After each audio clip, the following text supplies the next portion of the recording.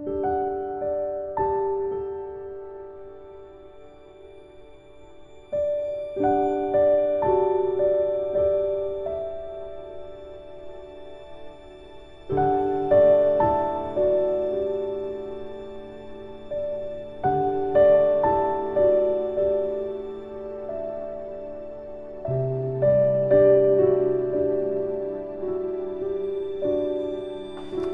ministerio Conéctate Jesús tiene el agrado de presentar lección número 4 para nuevos creyentes. La cartilla titulada En las huellas de Jesús. Esta es la guía de estudio de la Biblia de la Escuela Sabática para nuevos creyentes. Guía de estudio de la Biblia para nuevos creyentes. En otras palabras, la lección de escuela sabática para nuevos creyentes. Estamos en la lección 4 y estamos estudiando el primer trimestre. Recuerden que la lección de escuela sabática para nuevos creyentes tiene 4 trimestres. Y vamos entonces con el texto a memorizar, que se encuentra en Filipenses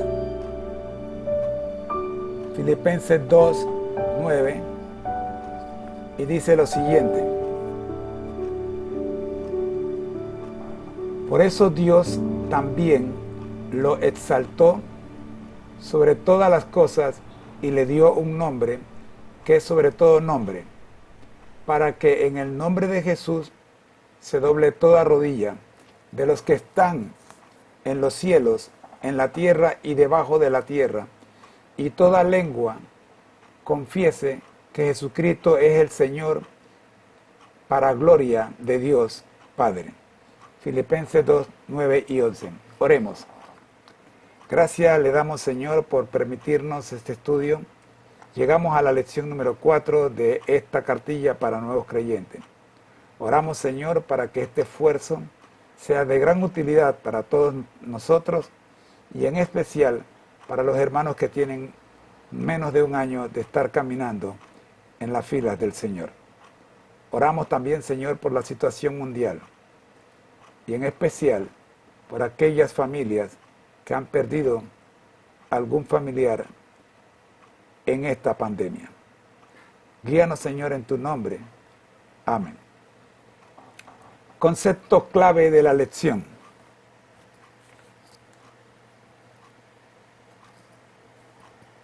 Señor. Título que abarca desde el sentido de Maestro Supremo hasta el de referirse a cualquier persona con autoridad. Cuando los primeros cristianos utilizaban la expresión Señor para referirse a Jesús, estaban proclamando que en Él se encontraban las cualidades exclusivas de Dios. Y la traducción en griego del Antiguo Testamento que se cita en los evangelios y las epístolas, Señor, es la forma correspondiente a Jehová, Yahvé, según algunas versiones. La semana pasada vimos algunos de los títulos que se utilizaron para referirse a Jesús. Esta semana estudiaremos acerca de los títulos que Jesús se aplicó a sí mismo. Bien, día lunes. El título del día lunes es El Mesías. Durante el primer siglo, el típico método de enseñanza de los rabinos consistía en contestar las preguntas de sus discípulos. Cuando nosotros vamos a Marcos 8, se presenta una admirable sección didáctica en la que Jesús interviene de una forma contraria a la costumbre de los rabinos de aquella época. En otras palabras, Jesús cambia la metodología, invierte el método de enseñanza. Él les hace una pregunta a sus discípulos. ¿Y cuáles son las preguntas? ¿Qué importante pregunta les hizo Jesús? Y también pregunta, ¿qué respondió Pedro? Ok, como este material está siendo diseñado para nuevos creyentes, les voy a dar un tiempito para que usted busque la cita. En mi Biblia aparece bajo el subtítulo La Confesión de Pedro. Yo tengo acá una Reina Valera 1960, pero acá en la tablet tengo Reina Valera actualizada, allí no está dividido, no tengo subtítulo.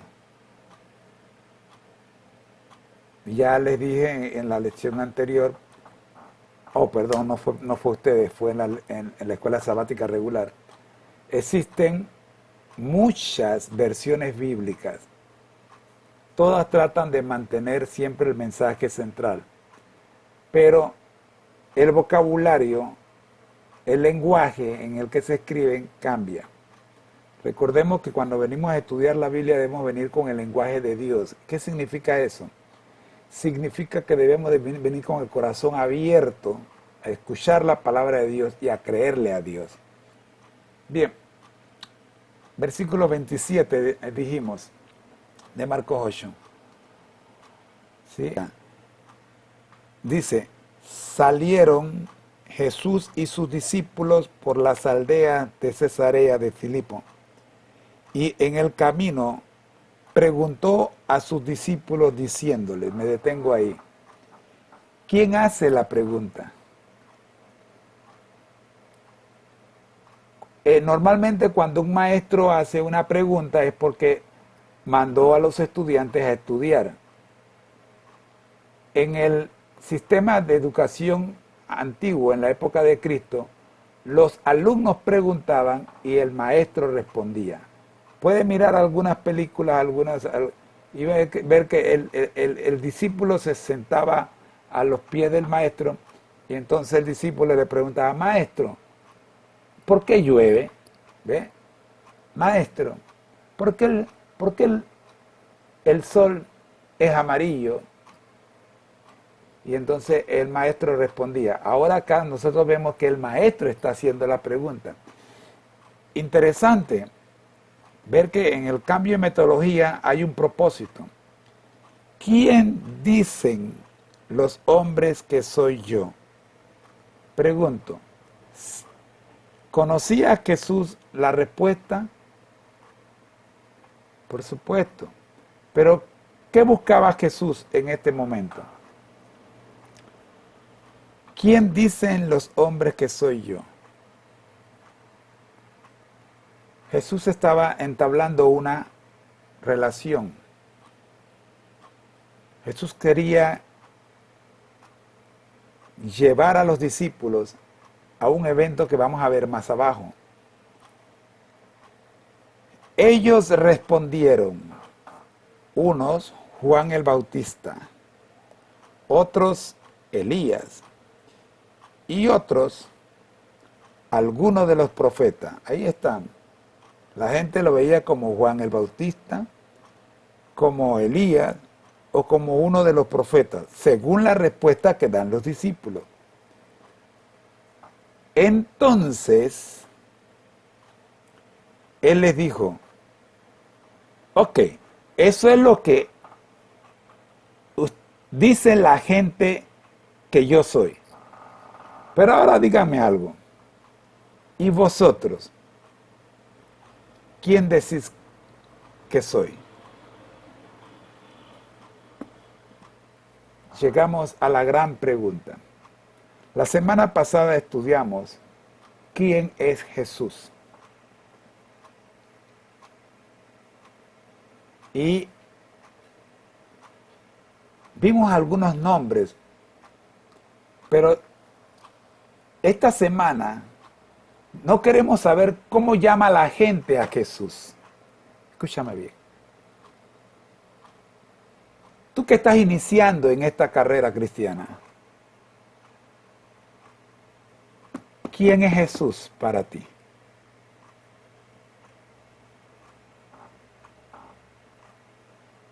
No quiero hacer un sermón. Repito, estamos estudiando la lección de escuela sabática. De repente puede que se me olvide que estamos en la lección de escuela sabática. Pero ¿quién es Jesús para ti? La misma pregunta que le hizo Jesús a sus discípulos, te la hago yo a ti hoy día. ¿Quién es Jesús para ti? Detén el video y medita en esta pregunta. Y luego sigue conmigo. Continuamos. Respondiendo, Pedro le dijo, ay, mi amigo Pedro, yo con usted voy a estudiar algunas cosas de Pedro. Pedro era así, típico sanguíneo que no piensa antes de hablar. Pedro era lo máximo. Y Pedro sale así disparado. Tú eres el Cristo. Ahora, la semana pasada estudiamos algunos nombres con los que se reconoce a Jesús. Uno de esos nombres es Cristo. Pero para los discípulos, ¿qué significaba ese nombre? Significaba el Mesías. ¿Y qué significaba el Mesías? El esperado. ¿Quién era el esperado? El Salvador que venía a sacarlos a ellos de la condición paupérrima en la que vivían, condición de esclavitud.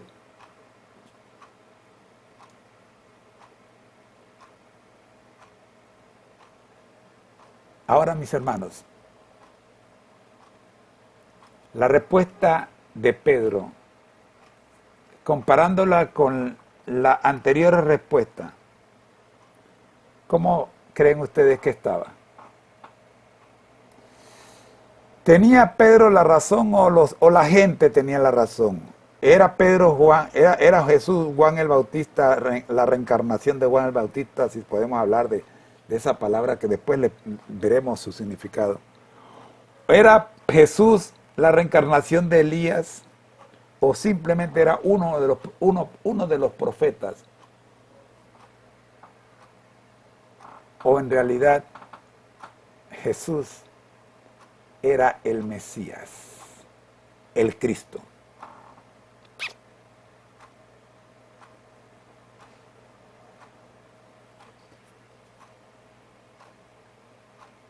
Jesús contestó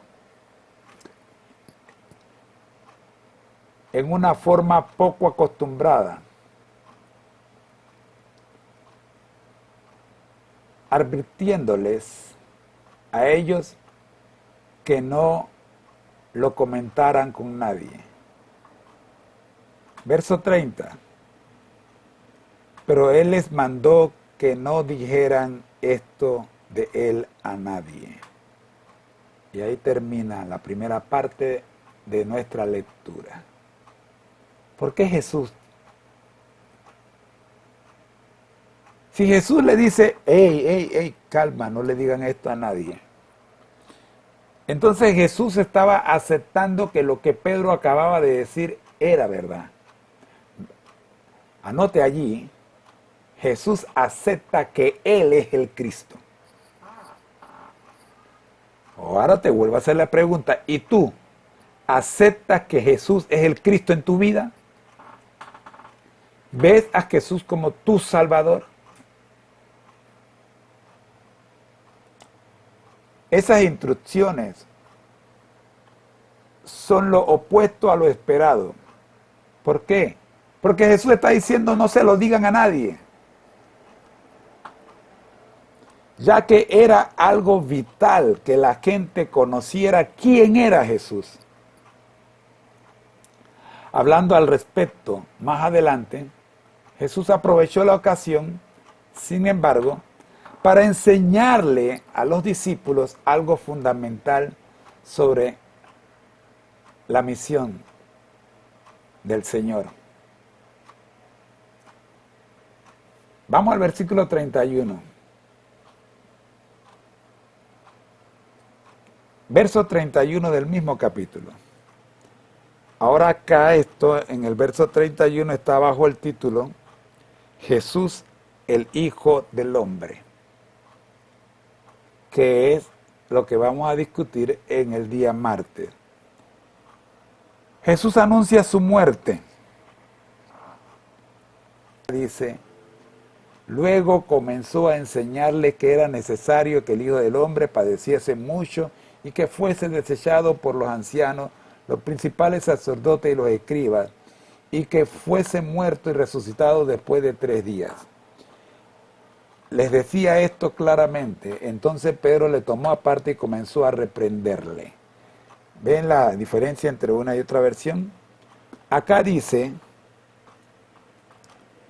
que Jesús está anunciando que Él, pero no dice Él como Mesías. Yo quiero que notes, y con esto ya me voy metiendo en el día martes, yo quiero que notes que ahora Jesús dice como hijo, al Hijo del Hombre.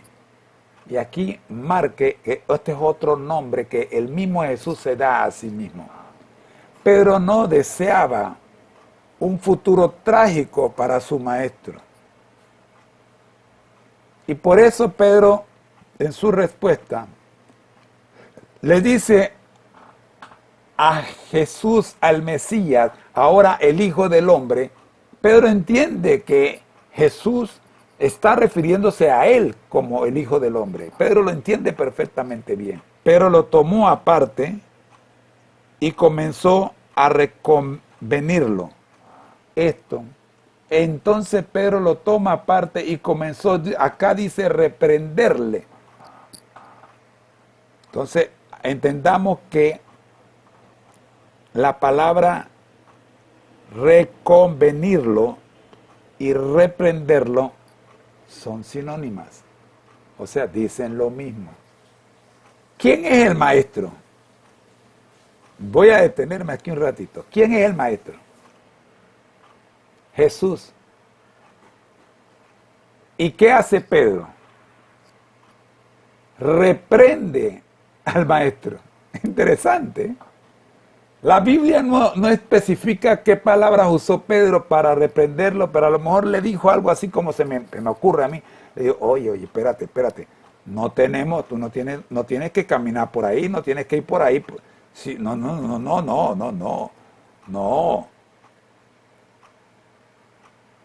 ¿Por qué Pedro hizo esto? Su actitud era un reflejo del concepto de Mesías que le habían enseñado. Él tenía un concepto de Mesías que era alguien que libertaría al país de la dominación romana. Para un judío era inconcebible que el Mesías era el libertador. ¿Cómo iba a sufrir? Y peor, ¿cómo iba a morir? Que el Mesías muriera era ocasión de tristeza. Por lo tanto, las palabras de Cristo contradecían lo que Pedro había aprendido desde niño.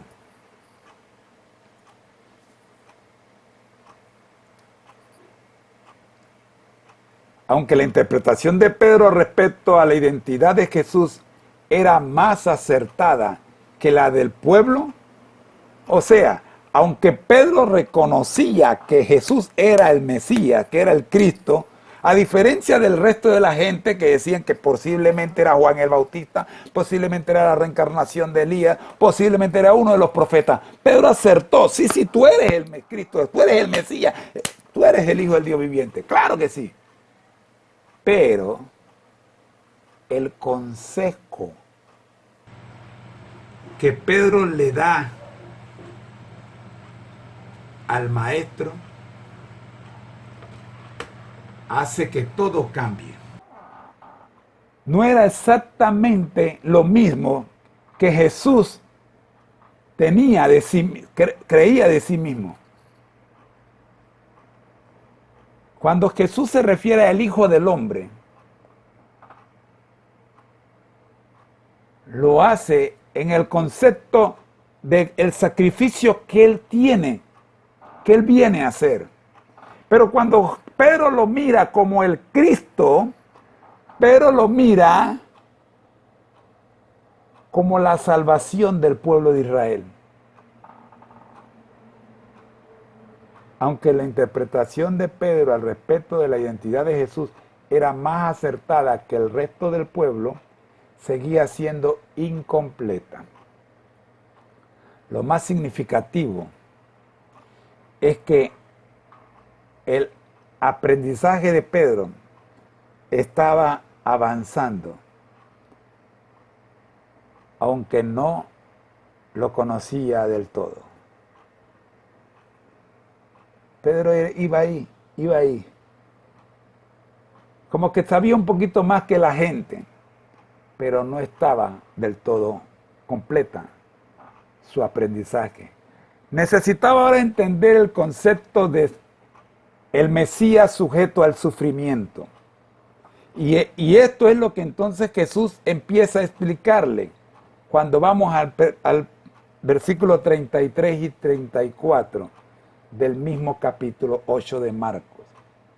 El maestro les impartió a sus discípulos otra lección de mayor importancia, relacionada con el tema del discipulado. Pero él, volviéndose y mirando a los discípulos, reprendió a Pedro diciendo: quítate de delante de mí, Satanás, porque no pones la mira en las cosas de Dios, sino en la de los hombres. Y llamando a la gente y a sus discípulos, les dijo: si alguno quiere venir en pos de mí, niéguese a sí mismo, tome su cruz y sígame. ¿Quién está hablando? ¿Cristo? ¿El Mesías?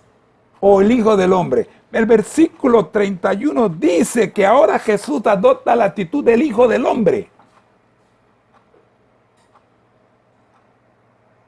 Yo quisiera que nos ubicáramos en el concepto del Hijo del Hombre. 3 cosas dice Jesús que debe hacer un discípulo, y Él es el ejemplo de esas 3 cosas. En el versículo 34 dice: si alguno quiere venir en pos de mí. ¿Quién está hablando? El Hijo del Hombre. Si alguno quiere seguir a el Hijo del Hombre, niéguese a sí mismo. O sea, renuncia a tu yo. Te explico esto. Jesús era el Mesías, era el Salvador, era Dios. Y Jesús renunció. ¿Me está entendiendo? Jesús renunció a lo que Él era. Y ahora te presenta a ti la regla de la vida. Si tú renuncias a ti, si tú te niegas a ti mismo, como yo lo he hecho, le he pedido a Pedro y a ustedes que no le digan al mundo que soy el Cristo. Versículo 30. Pero Él les mandó que no dijeran esto de Él a nadie. ¿Qué está haciendo Jesús allí? Está negándose a sí mismo. Por eso, como Él está dando el ejemplo, en el versículo 34, Él te pide a ti que hagas lo mismo. Niégate a ti mismo. Cuando tú te niegas a ti mismo, entonces tú estás en la condición de del segundo paso.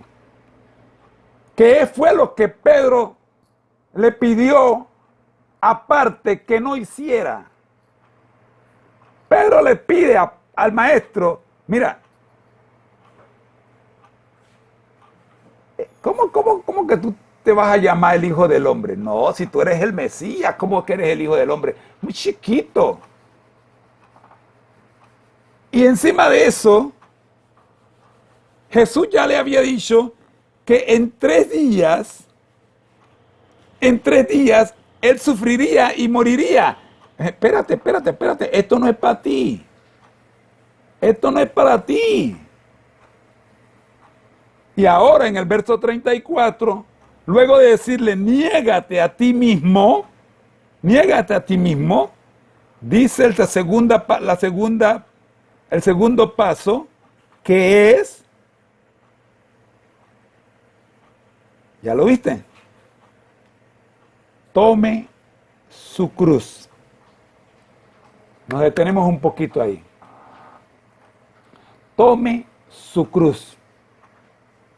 ¿Qué iba a hacer Jesús en 3 días? ¿Qué le estaba diciendo Jesús a sus discípulos? Mire, esta gente que está ahí atrás dicen que yo soy Juan el Bautista, Elías o uno de los profetas, pero ustedes saben que soy el Cristo. Bien han dicho, ustedes saben que soy el Cristo. A ustedes les digo que no como el Cristo, sino como el Hijo del Hombre. En 3 días he de tomar mi cruz. Ahora la pregunta es, ¿de quién era la cruz? Todos sabemos que la cruz que tomó Jesús no era de él, era de nosotros. Sí, algunos dirán que era de Barrabás, pero Barrabás es un símbolo. Es cierto que existió Barrabás y que era todo lo que dicen que era, pero Barrabás nos representa a nosotros. La cruz de Barrabás, la cruz de nosotros la tomó Cristo. Y ahora Jesús nos dice, yo ya he hecho mi parte. Ahora le pido a ustedes 3 cosas. Niéguense a sí mismos. Dejen de ser los doctores, los profesores, los abogados, los licenciados y sean los siervos de Cristo. Niéguense a sí mismos. Sean siervos. Niéguense a sí mismos. Tomen su cruz, acepten su responsabilidad, acepten sus pecados y acepten las consecuencias de sus equivocaciones. Tomen su cruz. Tomen su cruz. Dejen de estar rehuyendo a lo que ustedes saben que son. ¿Qué es de ustedes?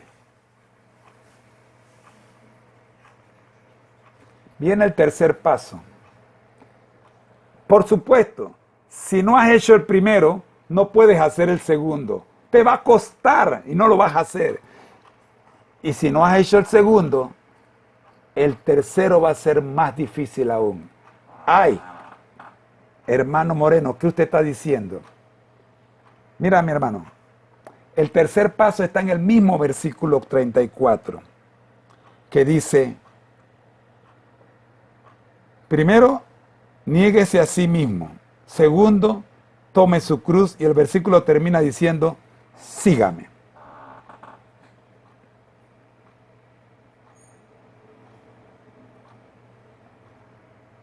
Sígame.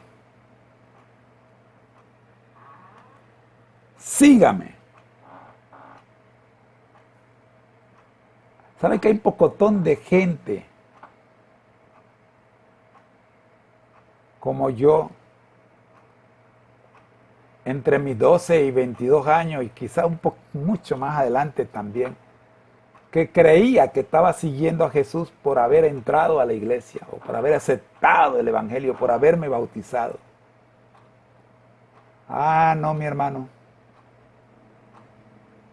El entrar a la iglesia, tú le dices al mundo que tú aceptaste el mensaje de Cristo, pero tú no le dices al mundo que tú eres seguidor de Cristo. ¿Por qué? Jesús dijo, por tus frutos los conoceréis. Un árbol de guayaba, por más que quiera parir mangos, créeme,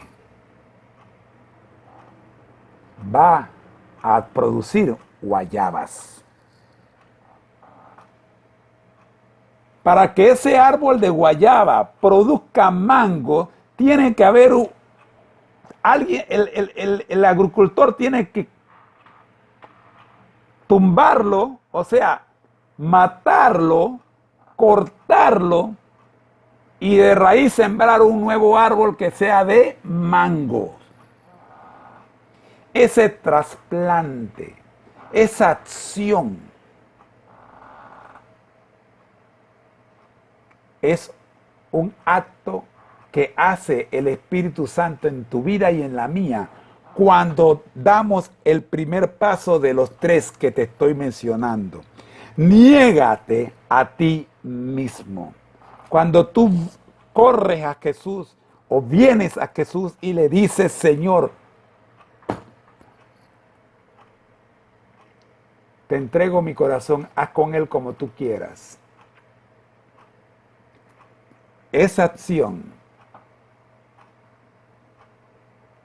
en esa acción tú te entregas, tú te niegas y el Señor ve la acción tuya que tú recibes.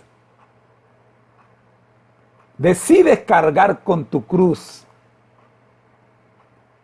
Ahora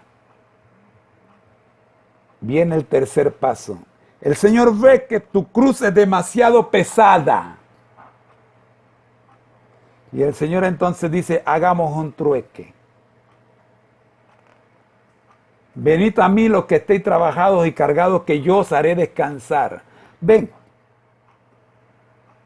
dame tu cruz y tú toma la mía. Santo. En dichas instrucciones reconocemos un principio fundamental que ya Jesús le había manifestado a Pedro en el versículo anterior. Los caminos de Dios son diferentes a los de los caminos humanos. Los objetivos son distintos, así como los valores son asimismo diferentes. En los próximos versículos Jesús comienza a explicar por qué un discípulo debe vivir en la forma que él acaba de describir, así como lo que está en juego. Verso 35 al 38.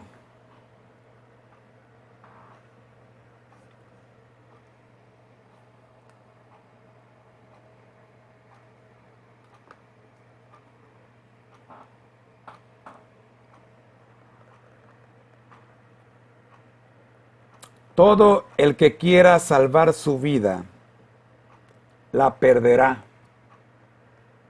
Y todo el que pierda su vida por causa de mí y del Evangelio, la salvará. Qué importante ley de la vida revela en este versículo Jesús. El 36, 37 dice, porque ¿de qué le aprovechará al hombre ganar todo el mundo si perdiere su alma? ¿O qué recompensa dará el hombre por su alma?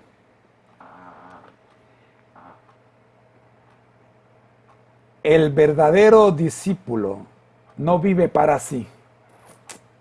Su vida está escondida con Cristo en Dios.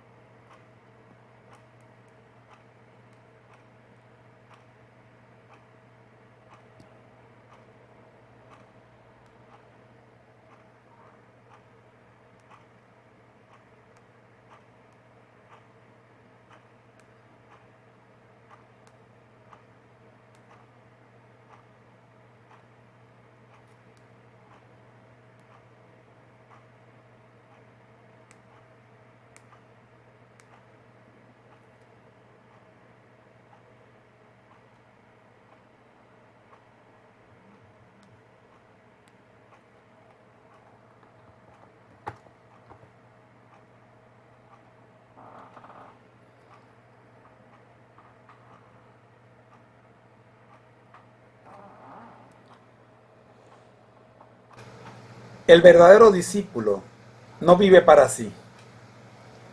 Su vida está escondida con Cristo en Dios. Escúchame bien.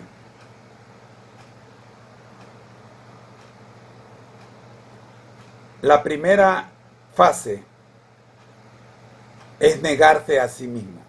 Allí comienzas a esconderte detrás de Cristo. Por ello, no escatimamos, ni escatimarás en tomar tu propia cruz, segundo paso. Y en seguir al Maestro. No tendrás ningún problema con eso. Pero si el primer paso, listen to me, si el primer paso no lo haces, ¿aló? Lo que viene en tu vida cristiana después de haberte bautizado es problema, hermano. Problema tras problema. I told you, te lo digo porque lo viví en carne propia. Cualquiera que haya sido la razón por la cual tú llegaste a conocer este evangelio, dale gloria a Dios y transforma esa razón en algo que te obligue, que te lleve a negarte a ti mismo y aceptar que tú no eres nadie. Y que si eres algo, lo eres en el nombre de Jesús. Me estoy explicando. Si tienes algún valor, es por la gracia de Dios. Si tengo algún valor, es por la gracia de Dios.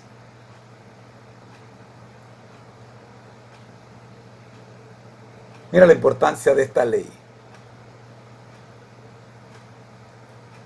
Todo el que quiera salvar su vida, no dice algunos, todo, hermano, ahí estamos todos.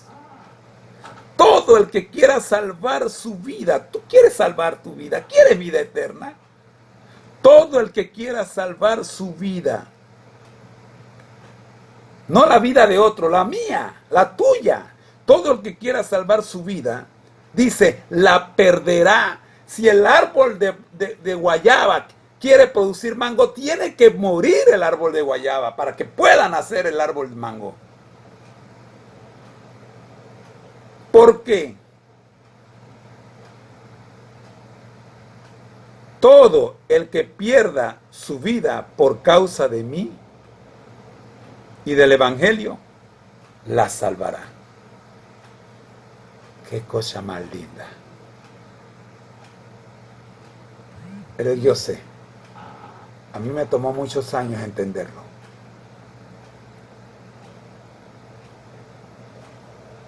Los que toman la cruz y rechazan el mundo se darán cuenta que al hacerlo recibirán fuerza y valor para seguir su camino por la senda que los llevará al reino de Dios. Así, mis hermanos, llegamos al día jueves. Miércoles. Estoy adelantándome. ¿Cómo se descubrió Jesús a sí mismo? Ya sé por qué dije jueves. Es que el miércoles ya lo adelantamos. Jesús se descubre a sí mismo en el versículo 31 y en el versículo 38. En el versículo 31 ya lo dije. Se llamó Hijo del Hombre. Jesús utilizó el apelativo de Hijo de Hombre para referirse a sí mismo más que ningún otro título. Es un concepto rico en significados y que se encuentra en los escritos de los profetas del Antiguo Testamento. También nos presenta dos perspectivas diferentes respecto a Jesús. Los discípulos, excepto Judas, presenciaron el sufrimiento y la muerte del divino siervo. Pedro, Santiago y Juan vieron a Cristo glorificado durante la transfiguración registrada en Mateo 17, 1 al 9. Esteban, el primer mártir, vio al glorificado Hijo del Hombre, y así lo llamó, en una visión, en el momento en que era apedreado. Hechos 7, 55 y 56. También Juan tuvo la misma experiencia en Apocalipsis 1, 9 al 17. Mis queridos hermanos, no tengo tiempo para más. Así que, como toda la semana, te agradezco que me perdones y me permitas correr un poquito más. Vamos a orar. Gracias, Padre, te damos por habernos acompañado durante este estudio. Gracias porque sabemos que los nuevos creyentes y algunos viejitos como ya nosotros nos gozamos mucho. El primero que se goza en este estudio soy yo, Señor. Por eso, oh Padre Santo, te agradezco de todo corazón el que me permitas continuar cada semana con este interesante estudio para los nuevos creyentes. Bendice, Señor, a cada uno de los hermanos que están tomando este estudio. Allá el esposo de la hermana Irma, el amigo Luis, allá en Shepo, que lo está tomando también, el hermano de la hermana Rita, me parece, allá en Arraiján, y algunos otros, los muchachos como César Reyes en Tocumen, allá los chicos de La Joya, La Joyita, Barría, el Edesma, todos ellos, Señor, que el Señor, que usted los cuide, Señor, donde quiera que estén, y que usted les provea, Señor, alimento espiritual como este, para que sigan creciendo en Jesús. Oramos por el grupo de oración 24/7, liderizado por las dos valientes, Milena y María, siervas tuyas, Señor, guerreras de oración. Gracias, Señor, a cada uno. Oramos por sus familiares, por los amigos que están enfermos por el coronavirus. Oramos también, Señor, por los doctores, las enfermeras, los trabajadores que trabajan en salud, desde el más pequeño que recoge la basura hasta el más grande que hace las operaciones, la ministra de Salud. Oramos, Señor, por los líderes políticos y espirituales. Y oramos, buen Dios, por los niños, que ellos lleguen a entender lo que está pasando y que de alguna forma estudien su palabra y también atiendan los requerimientos de su colegio. Oramos en el nombre de Jesús. Amén. Muchas gracias, mis hermanos. Ha sido una presentación del Ministerio Conéctate a Jesús. Estuvo con ustedes su hermano en Cristo, José Moreno. El Señor te bendiga. Dios te guarde. Bendiciones.